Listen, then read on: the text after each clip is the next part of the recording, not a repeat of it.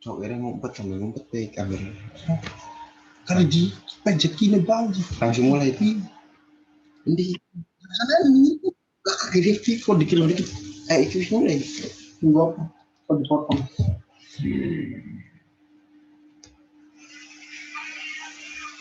Backgroundnya beda. Baik karo ini. Kira biar di background. Ya supaya bela berapa lah. Tunggu apa sih dong? Yes. Sih. Maksudnya ambil iki save skillnya mandek dikit ambil beli akeh gak menitnya tapi Cilik ngaco kita mau cuma 14 MB. iya tuh.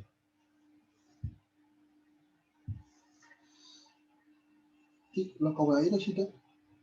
Yo. Kita dihapus tuh kiri. Ini dihapus.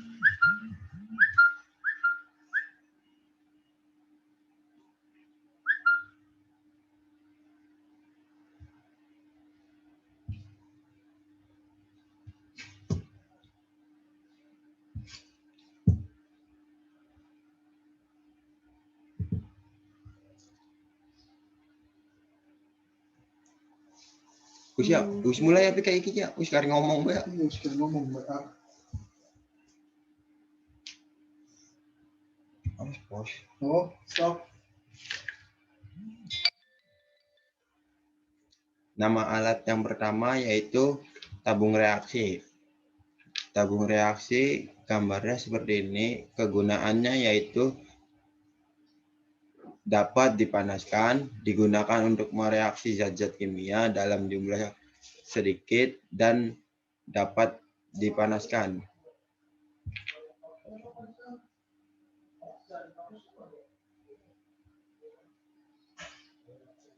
Yang pertama, alat yang pertama yaitu tabung reaksi, yaitu bentuknya seperti ini pada gambar yang ini. Kegunaannya terbuat dari gelas bentuk silinder atau tabung.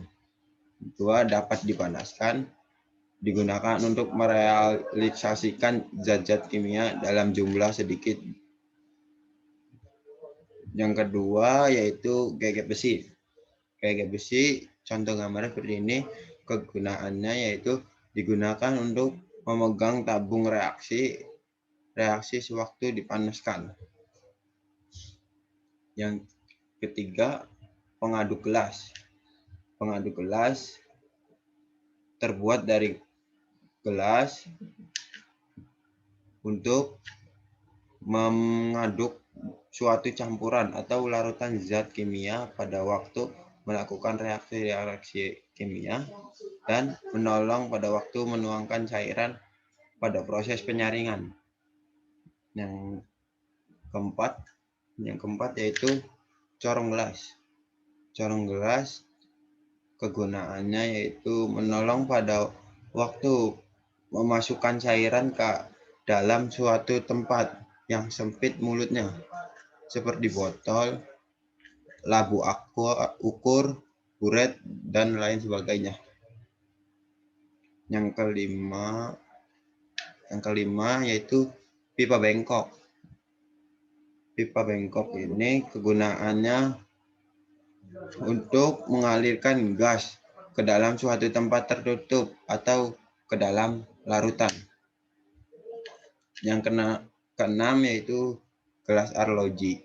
Gelas arloji dapat digunakan untuk tempat dalam penimbangan zat padat berbentuk kristal atau serbuk yang tidak higrokopis. Yang ketujuh yaitu gelas ukur.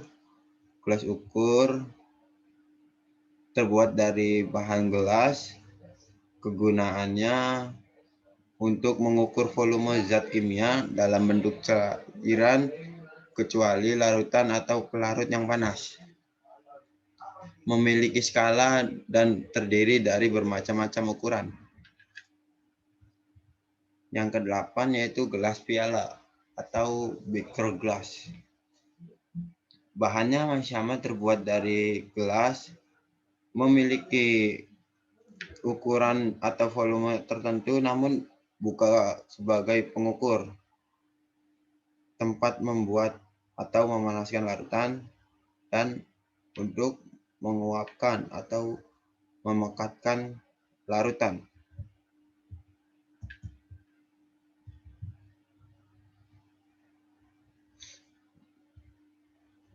Yang kesembilan yaitu labu Erlenmeyer.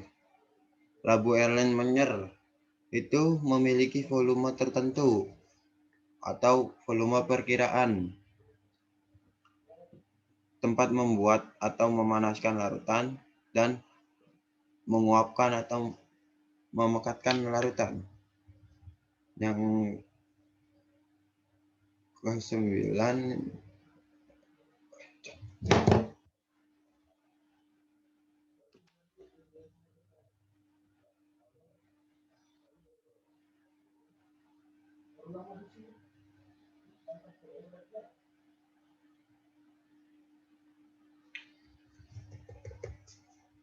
yang pertama yaitu tabung reaksi.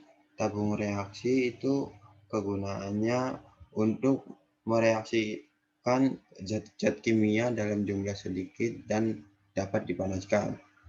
Yang kedua yaitu gegep besi. Gegep besi dapat digunakan untuk memegang tabung reaksi sewaktu lagi dipanaskan. Dan alat yang ketiga, pengaduk gelas. Pengaduk gelas ini terbuat dari bahan gelas dan mengaduk suatu untuk campuran atau larutan zat kimia pada waktu melakukan reaksi-reaksi kimia. Kegunaannya itu untuk menolong pada waktu menuangkan cairan pada proses penyaringan. Yang keempat yaitu corong gelas. Corong gelas digunakan untuk menolong pada waktu memanaskan cairan ke dalam suatu tempat yang sempit mulutnya, seperti botol, labu ukur, buret, dan lain sebagainya. Yang kelima yaitu pipa bengkok. Pipa bengkok digunakan untuk mengalirkan gas ke dalam suatu tempat tertutup atau ke dalam larutan. Yang keenam yaitu gelas arloji. Gelas arloji ini terbuat dari bahan gelas, digunakan untuk tempat dalam penimbangan zat padat berbentuk kristal atau serbuk yang tidak higrokopis. Yang ketujuh itu gelas ukur. Gelas ukur ini digunakan untuk mengukur volume zat kimia dalam bentuk cairan, kecuali larutan atau pelarut yang panas. Yang kedelapan yaitu gelas piala. Gelas piala ini tempat membuat atau memanaskan larutan dan menguapkan atau memekarkan larutan. Selanjutnya labu ukur. Labu Erlenmeyer.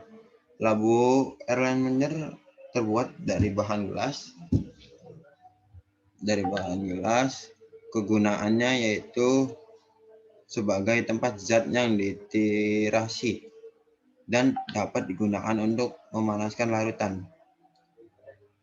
Yang ke-10 itu labu ukur, terbuat dari sama bahan gelas, memiliki ukuran volume tertentu atau volume tepat, dan terdiri dari bermacam-macam. Yang ke-11 yaitu pipet volumetrik atau pipet gondok. Pipet ini digunakan untuk mengambil larutan dengan volume tertentu yang tepat. 12 pipet Mohr. Pipet Mohr itu berfungsi untuk mengambil larutan dengan bermacam-macam volume karena memiliki skala. Yang ke-13 yaitu pipet tetes atau pipet Pasteur, yaitu digunakan untuk mengambil larutan dalam skala kecil dan dapat menghasilkan tekanan. Yang ke-14 BALP, yaitu digunakan untuk bersama pipet, volumetric atau pipet more untuk mengisap larutan yang akan diambil, digabungin dengan pipet more.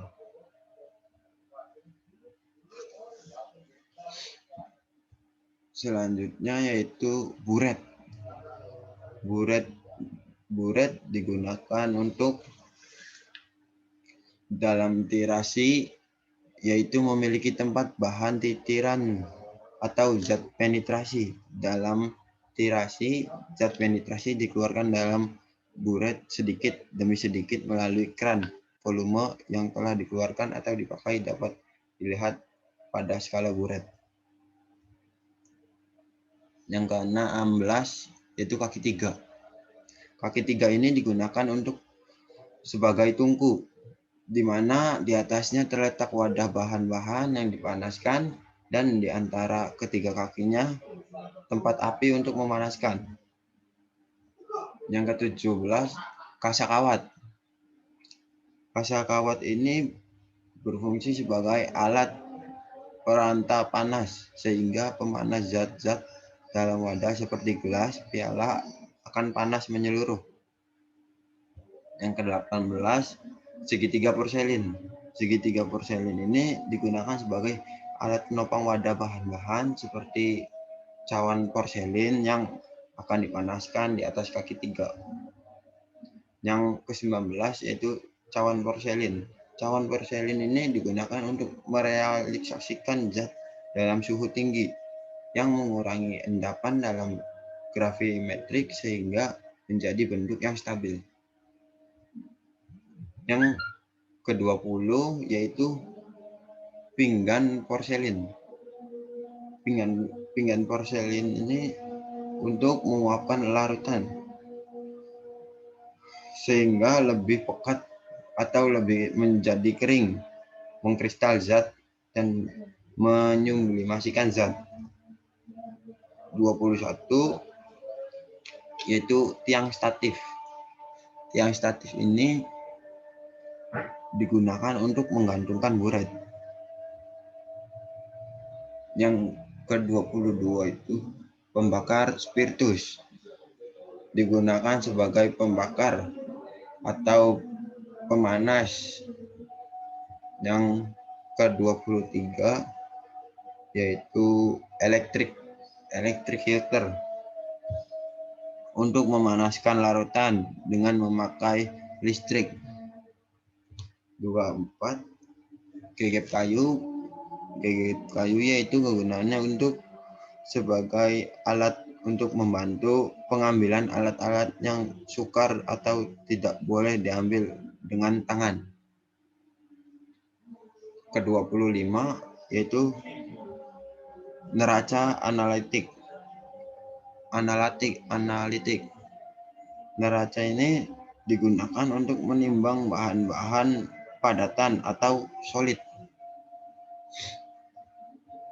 Ke-26 yaitu termometer batang.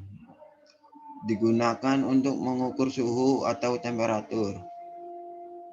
Ke-27 termometer badan manual, yaitu mengukur suhu dengan temperatur berkisar antara 35 sampai 42 derajat Celcius. Dan yang terakhir itu termometer badan digital.